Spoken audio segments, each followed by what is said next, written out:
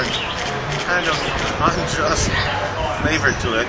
It tends to pick its victims, and for some reason, cosmically, we'll never know, it picked the most vulnerable people in the city and ran right through the heart of the most challenged section. So this was indeed a double tragedy.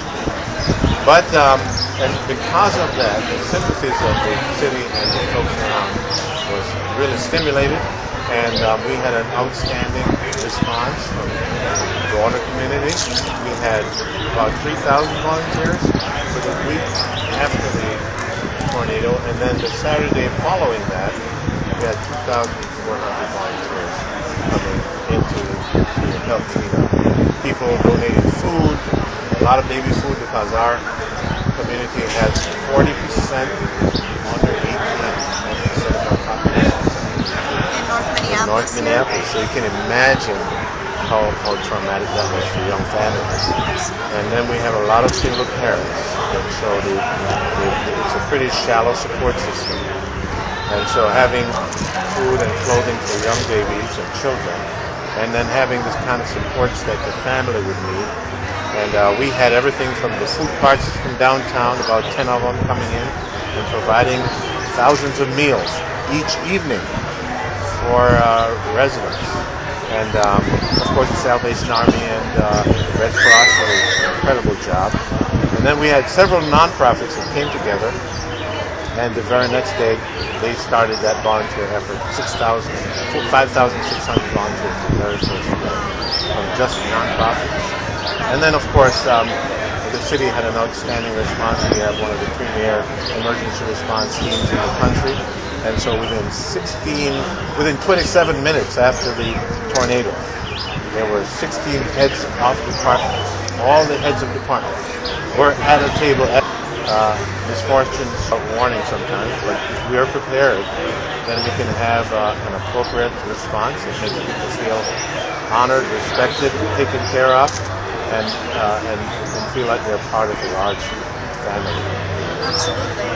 So we are here today at the Young Progressive Majority of Minnesota. We're having a barbecue and tornado drive for those affected by the tornado in North Minneapolis here. And I just want to say, because evidently we still need lots of donations and items from toothbrushes to Pampers, I believe, yes. Canned foods. And then if you just want to direct us to a website or just tell us a little bit more about how we can continue to help out and get these items to these people in need. Well, the Minneapolis Foundation has been at the table from the very beginning with the nonprofit group. And so they have a kind of a more intimate relationship. They understand what the needs are and are probably the best, fairest opportunity to contribute, because they are issuing RFPs for people, or an RFP for local organizations who serve the community directly to propose ways in which they're going to help, and that would be a very good way to do it. Good place to start, so you can kind of see what they're in need of the most. Right. And by this time you can imagine all those organizations know what people are asking for, what's lacking, and what we're running out of. Absolutely. And then is there anything else you'd like to add before we close? Well, the city is planning another volunteer day, because in spite of the fact that we did have a grand total of about 5,000 plus volunteers over the 2-week period, the alleys were so devastated with garages, which of course are much more vulnerable than homes. So they were wrecked. There were piles and piles of debris from the broken garages that sometimes senior residents have a tough time moving and gathering and piling up for collection. So we're going to have another volunteer day. Stay close in contact to listen for that. And we just want you to not forget us, because, as I said, this is the most vulnerable population. And the patterns, as FEMA has told us, is that for 3 or 4 days you have a euphoric period of community and unity and mutuality, and then there's a fall off. And that fall off goes way below the baseline of where you were pre-tornado and sinks way down. The morale sinks, as people start to ask tough long-term questions, long-term costs start to pile up, and even FEMA donations or payments begin to become a cause for conflict as people say, how come that person got more than I did, and I'm hurting just as much, and so on. So there's a lot of pain still to come. Okay, people are going to run out of patience with the people they're hosting temporarily, and they're going to have to find a different place to live. And but then after that, a slow ascent takes place.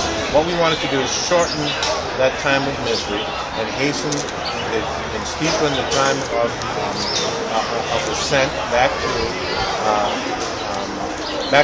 and beyond the norm to a more engaged, more collaborative, mutual society community.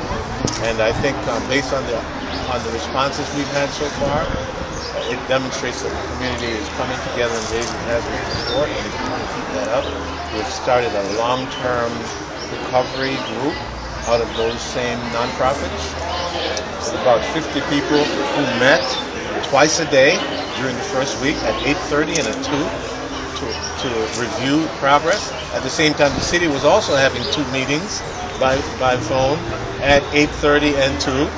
So there was private and public 2 meetings a day for a week or for 2 weeks. And so now we're turning that into a long-term restoration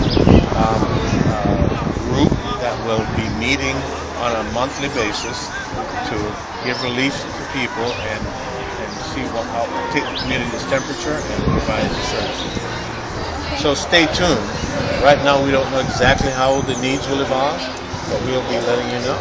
Absolutely. And then again, just one more time, if you could just repeat, direct us to a website where we can go to find out how we can volunteer, how we can help out. Yeah. Well, there are several ways you can do. You can call 311, which is the city's info line, to see what is still available for service, and they will direct you to opportunities. That's 311. Or you can go to the Minneapolis Foundation website, and you can make a contribution. All right. Well, thank you so much Thank you again very for much. letting us know. Yeah, and thank you for putting this on and for the compassion that you've demonstrated. I'm proud of my party and especially the young people in it. Thank you for your hard work.